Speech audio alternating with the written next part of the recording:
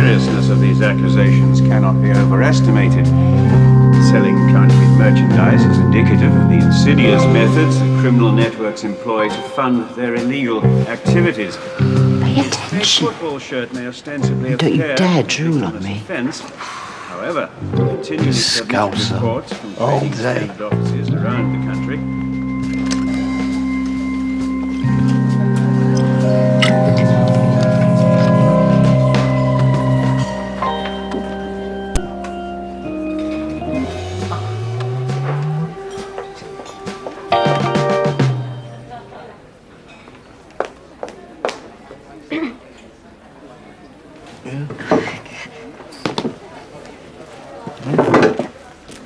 Came prepared. As always. Helen, Oh, Frank Gallagher. first time. Bored off my tits. Can get tedious.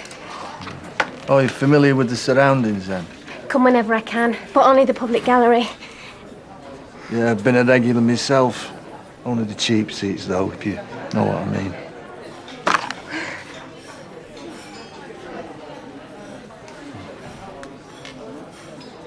I happen to imagine if I were selling counterfeit goods to raise funds for a terrorist cell or a drug cartel, I'd also be afraid to assist the police. Invariably pointed to sellers like this being involved in something more sinister, the higher up the chain of supply we're able to venture.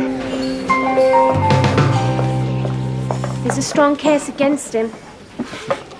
Liverpool, city of vultures. The old town's counterfeit. They all wear fake clothes. No, it's a simile, but probably. You know, Chipmunk Silla's features, Tarby's humour, community spirit of the jury piece to retire and consider their verdict.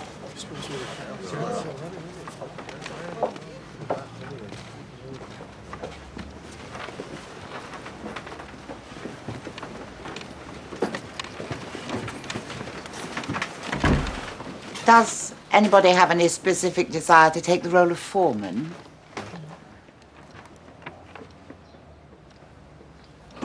All yours. Well, can I suggest we start with a quick show of hands? I presume we're all feeling the same. Probably be out of here in no time. So, all those who think the defendant's guilty.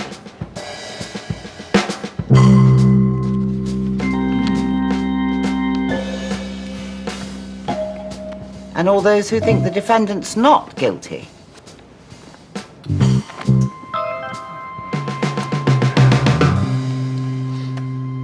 Looks like we'll be back in the morning.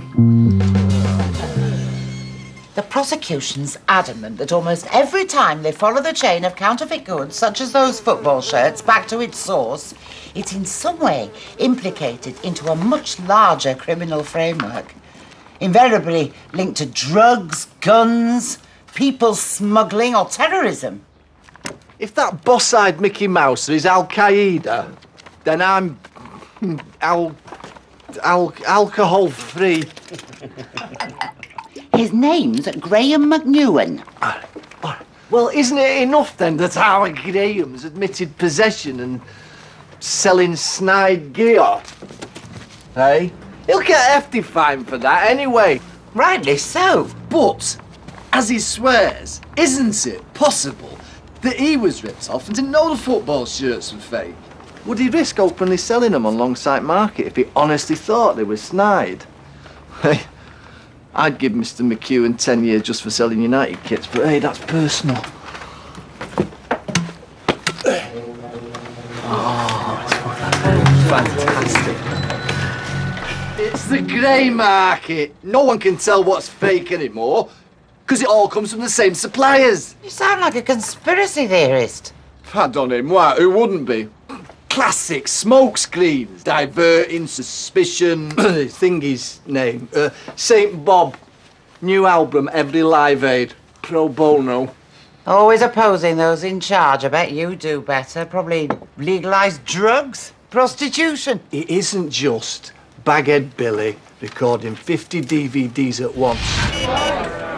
Baghead Billy comes in the jockey with a rucksack of pirate DVDs every Saturday. Often, the big boys are in on it so they can wholesale cheaper. I don't think legitimate companies would deal with grey market manufacturers. What, it's the same people? China, India, Philippines, Mexico, the lot. Churned out of sweatshops. Little baby immigrants knitting their fingers to their widgets. For 10 pence a day to make your handbags. Globalisation condemning billions to disability and potlessness. You're diverting attention. I'm still to be convinced that Graham McNewen isn't part of a wider team. I'm still to be convinced he is. OK. Let's forget the free trade conundrum and concentrate on poor Graham. Right? He's admitted possessing and selling counterfeit goods and he will be punished. Regarding the bigger accusation, let's suppose that Graham does know where the shirts came from. I mean, even if he knew, does that mean he's closely involved in the workings of a bigger criminal network? The police say so. Picture the scene. The Bozai Scouser sells a fake shirt down the market to another little immigrant. What if the punter also knows deep down that it is a fake? Isn't that some degree of culpability? Edith? I suppose. Wouldn't that imply, by extension, that the punter who buys the shirts off Bozai is also part of a bigger criminal network? What if the punter was a young woman who bought a pair of Gucci sunglasses and she only paid 20 quid for them, so there's no way she could have mistaken them for the real deal? Does it then follow that any of these regular punters, or any of us who've ever bought designer clothes, you know, like in a car boot, are we also members of a terrorist cell or a Colombian cartel? Sex trafficking triads? The halting of which is a massive reason to legalise prostitution, by the way. Not forgetting the brand probably copied more than any other on the planet, the fake Louis Vuitton handbags. Oh. This is real. You stinking smart-ass tramp. Again then. All those who think Bozai's innocent.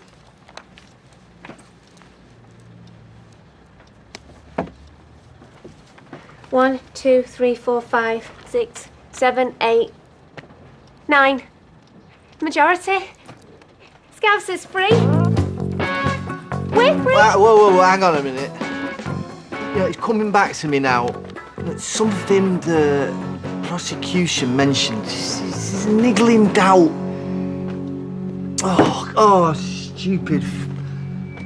Forgot all about it. I'm gonna have to sleep on it. Better not count mine just yet. Abstained.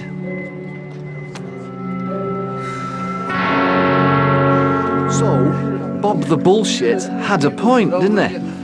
Whether we're aware of it or not, the fact is, unless we're asleep, we're probably talking shit. Stay.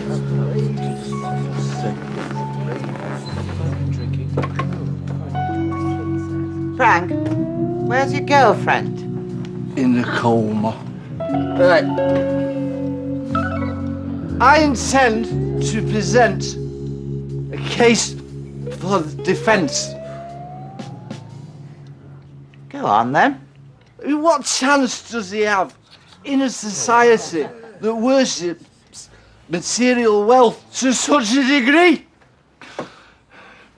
It's not what's inside that counts anymore. How shiny you appear on the outside. It's all that matters to the youth of today. Let's have a vote. Great. Guilty.